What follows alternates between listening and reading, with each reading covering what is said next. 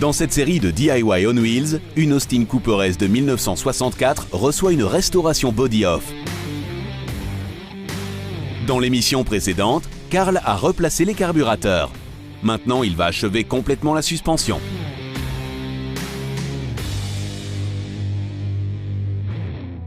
Le dernier élément de la suspension que je dois encore monter, ce sont les amortisseurs et les bump stops. Ceux-ci viennent d'arriver. Ici, j'utilise un amortisseur réglable. Avec ce bouton, je peux régler la suspension. Plus dur ou plus souple. Comme position de départ, je règle toujours sur la position la plus souple. Et vous pouvez alors la régler plus tard, mais vous le faites après avoir roulé avec la voiture.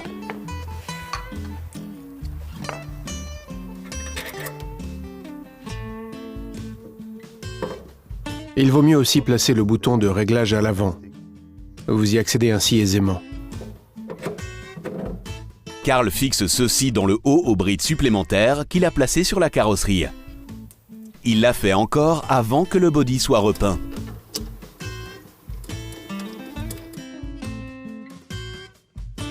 Dans le bas, il les fixe avec le bump stop.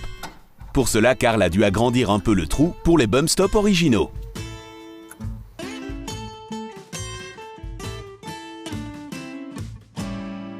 En fait, ce sont les bump stops d'une MGB qui sont renforcés. Ceux-ci sont donc plus grands et plus solides que les originaux.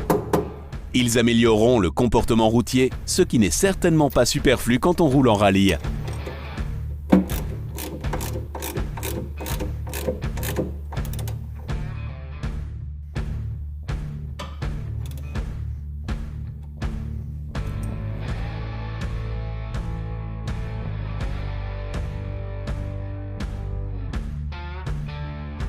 À l'arrière, les originaux sont aussi remplacés par des bump stops MG.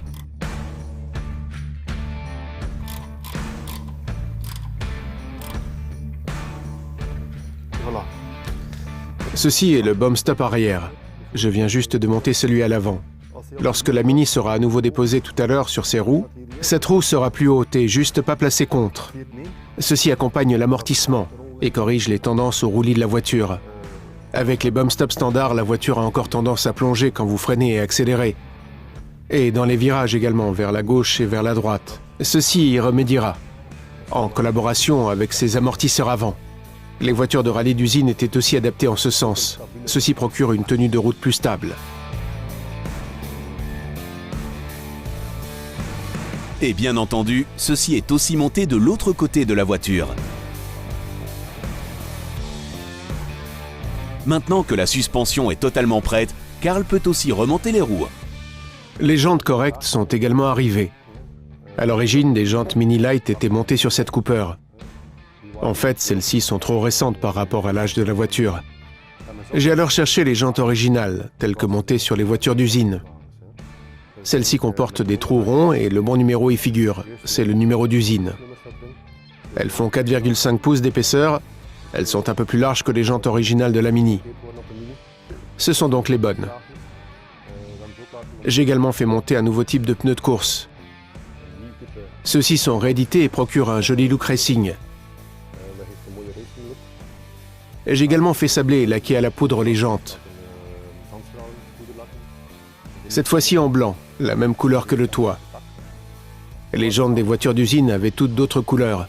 Ces couleurs étaient une indication du type de pneu monté, plus tendre ou plus dur par exemple. Ainsi, à l'époque, les mécaniciens pouvaient voir immédiatement de quels pneus ils avaient besoin pendant un arrêt au stand, par exemple. Ici, nous avons choisi le blanc parce que ceci est le mieux assorti au toit. Elles sont aussi équilibrées avec du plomb. Et ce, de la façon désuète, donc pas avec un plomb adhésif comme ils le font maintenant. Sur cette jante est suspendue la plus grande quantité de plomb d'équilibrage, donc ceci n'était plus totalement droit. Je vais donc utiliser ceci comme roue de réserve. Celle-ci peut donc déjà être rangée dans le coffre.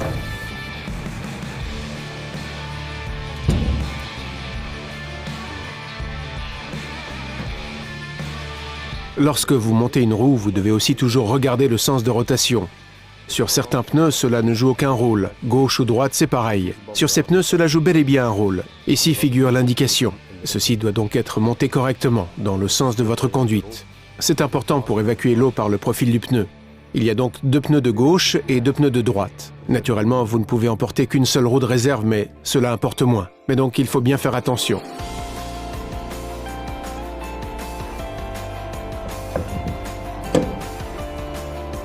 Pour le montage, Karl utilise aussi de nouveaux boulons de roue.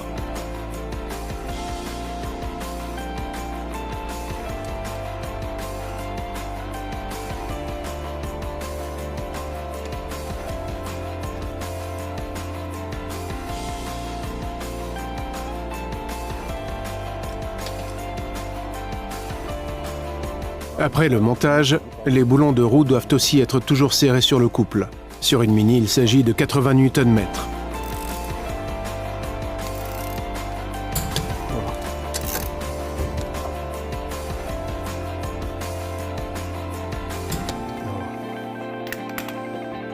Et ainsi, Karl monte toutes les roues de façon correcte.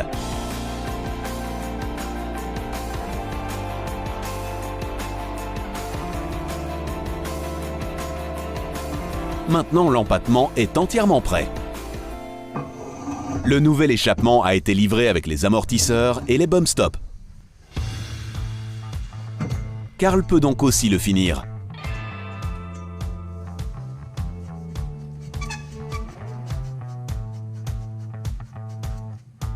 Les tubes coulissent facilement l'un dans l'autre et sont finis avec le silencieux arrière.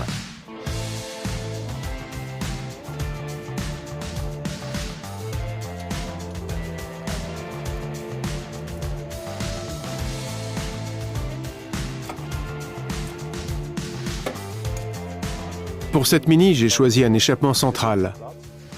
Là, aucune bride n'a encore été placée. Il n'est pas encore fixé. Je ne le ferai que plus tard et je vais alors également placer la voiture sur le pont, ce qui facilitera le travail. Je n'utiliserai pas de bride, je souderai l'échappement, uniquement le dessous. Ceci ne se détachera pas, vous le verrez plus tard. Le silencieux proprement dit sera bel et bien fixé à la bride de suspension à l'arrière.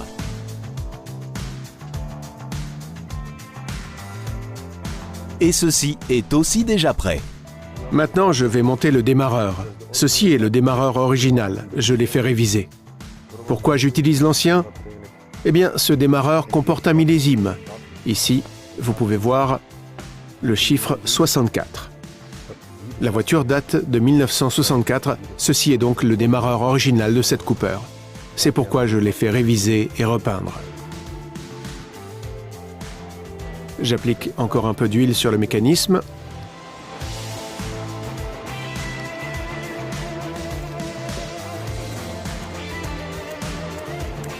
Et puis simplement monter. Mais comment ceci fonctionne? En fait, ceci est un simple électromoteur. Ceci est la masse, le logement du moteur. Ici est branché le courant.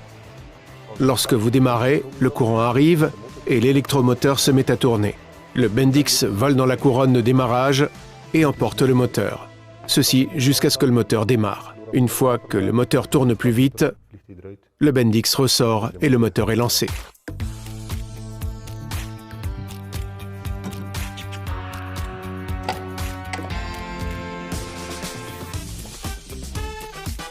Le montage du moteur est relativement simple et donc rapide.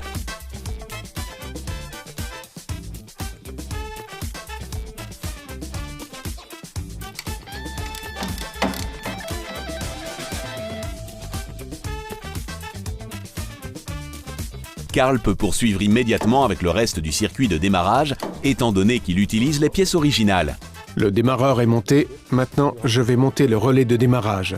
En fait, c'est simplement une liaison entre la batterie et le démarreur. Cela se fait de façon électrique. Lorsque vous tournez la clé dans la serrure de contact d'allumage, le courant arrive ici et vous établissez le contact entre la batterie et le démarreur. Sur ce type plus ancien, vous pouvez aussi pousser vous-même le relais de démarrage.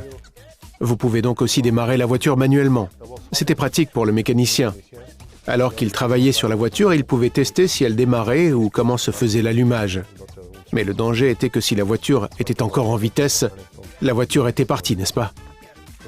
Donc ils ont supprimé ce type. Sur cette Mini, c'était d'origine, donc je vais le laisser ainsi. Après le montage du relais de démarrage, je vais monter le câble de masse. également le câble du relais vers le démarreur et aussi du relais vers la batterie. Un véhicule doit aussi toujours avoir un circuit fermé. Qu'est-ce qu'un circuit fermé? Eh bien, je vais vous le montrer. Ici, nous avons un consommateur, une lampe. Celle-ci est déjà raccordée à la masse. Si j'établis maintenant le contact avec le plus, la lampe s'allume. Un véhicule est truffé de consommateurs, la pompe à essence, l'allumage, le chauffage, le moteur de balai d'essuie-glace, etc. Ceux-ci fonctionnent tous selon le même principe, un fil de courant, plus, qui arrive, et un fil de masse qui se trouve sur la carrosserie.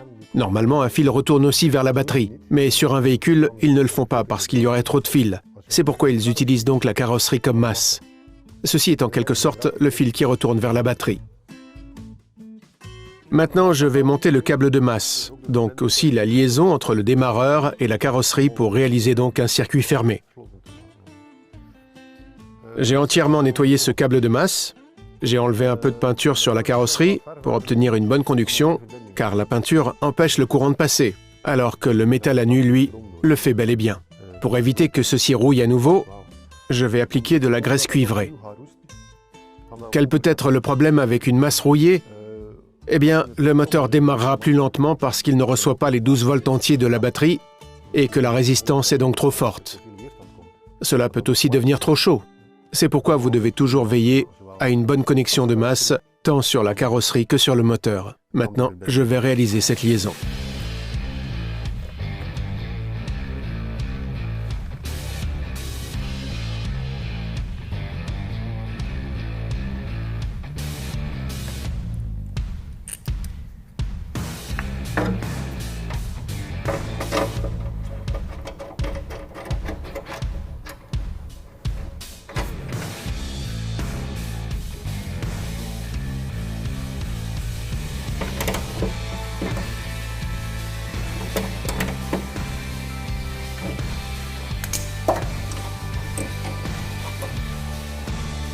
Je fais pareil sur le moteur.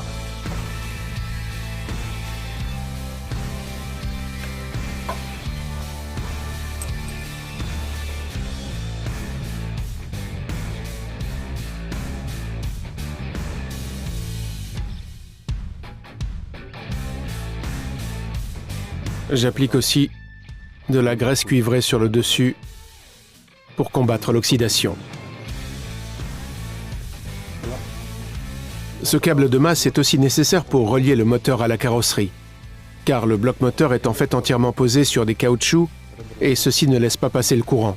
Ici, il est monté avec des barres de stabilisateur munies de caoutchouc, également sur les appuis du moteur. Il ne peut donc pas y avoir de bonne liaison avec la carrosserie. La seule connexion est celle avec le câble d'accélération.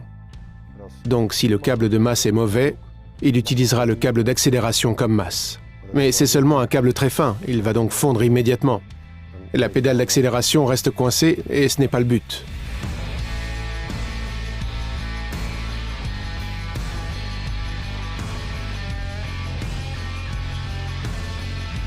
Le relais de démarrage est monté sur une bride qui se positionne sur le bloc moteur. Ici aussi, une bonne conduction est importante. Le relais de démarrage doit aussi avoir toujours une bonne connexion avec le moteur via la masse pour réaliser à nouveau un circuit fermé. Je vais donc aussi enlever un peu de peinture de cette bride et utiliser de la graisse cuivrée. Ceci est déjà du métal nu. Pourquoi? Eh bien, normalement, vous établissez simplement une liaison entre la batterie et le démarreur. Mais ici arrive aussi du courant en provenance de la serrure de contact d'allumage. Là, vous devez aussi avoir un circuit fermé. Il peut y avoir du courant, mais le circuit doit être fermé. Celui-ci prend sa masse via le logement. Et c'est pourquoi je veillerai à ce qu'il y ait une bonne masse. Avec une petite brosse métallique, Karl enlève un peu de laque à la poudre autour des trous de boulon. Avec un peu de graisse cuivrée, ceci assurera aussi une bonne conduction de la masse.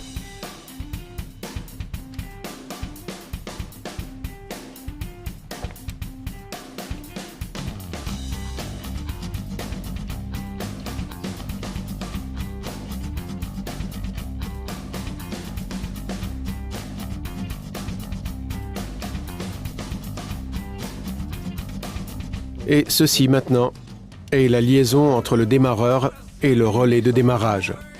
Normalement, celui-ci se situe ici à l'avant, mais je vais le faire passer davantage vers le haut. car tout à l'heure vient encore un refroidisseur d'huile par-dessus. Ici, il n'y a pas tellement de place, je dois donc l'insérer à un autre endroit. Et ici, on peut donc à nouveau appliquer un peu de graisse cuivrée, n'est-ce pas?